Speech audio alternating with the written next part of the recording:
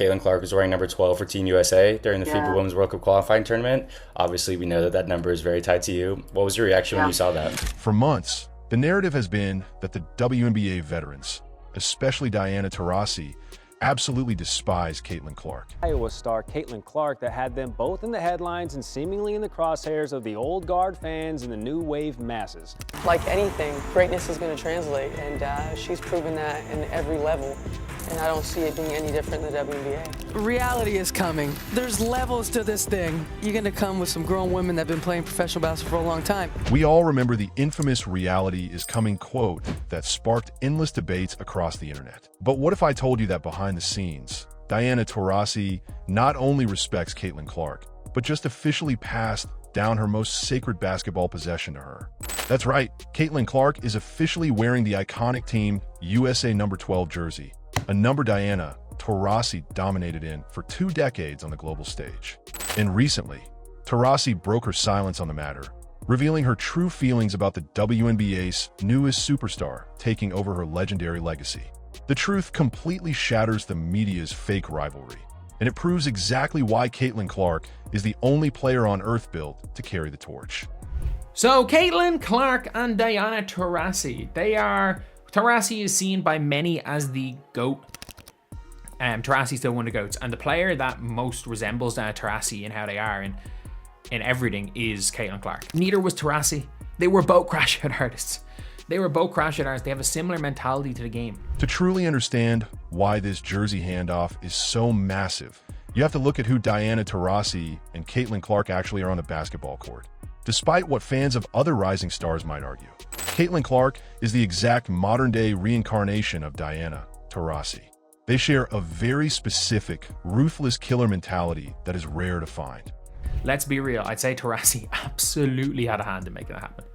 I'd say Caitlin wanted the pressure, and I'd say Taurasi was happy, as he had got Diana Taurasi, asked her about wearing number 12, or whether she or Sue Bird had a hand in making it happen. And while we definitely see flashes of that fierce, unapologetic aggression in other young phenoms like Angel Reese, Caitlin is the player who perfectly mirrors Taurasi's entire offensive identity. Both players entered the league as elite shot creators, incredible playmakers, and unapologetic trash talkers who commanded the entire floor. Ironically, they even share the same early career flaws. If you look back at forum posts from 2008, critics were actively trying to disqualify Taurasi from GOAT conversations because she didn't play defense. The exact same criticism Caitlin faced during her rookie campaign. The raw, aggressive, offensive firepower that made Taurasi a legend is flowing right through Caitlin Clark's veins.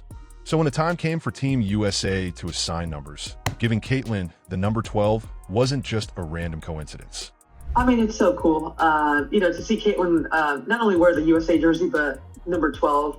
I just spent so many, just have an amazing career, and Caitlin will do that. She had a great qualifiers down in Puerto Rico. It's just going to be fun to watch her play. And I spent 2 decades wearing that jersey and that number, and I couldn't think of anyone better to take it. And according to recent interviews, it sounds like Sue Bird, who is far more calculated behind the scenes than people realize, had a major hand in ensuring Caitlin received Taurasi's iconic number.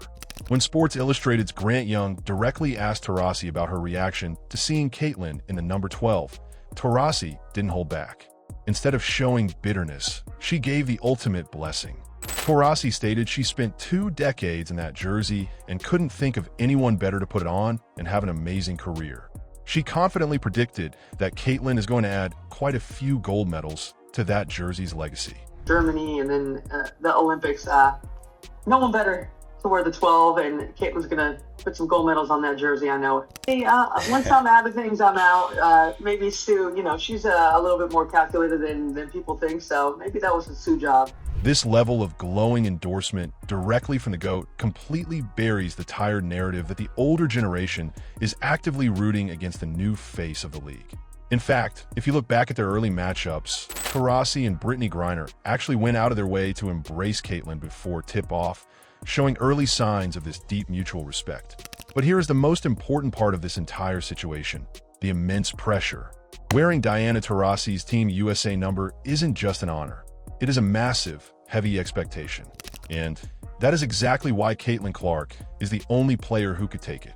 While other incredible young talents might openly admit they want to run their own race and avoid direct comparisons to legends, Caitlin Clark actively embraces the absolute highest level of scrutiny.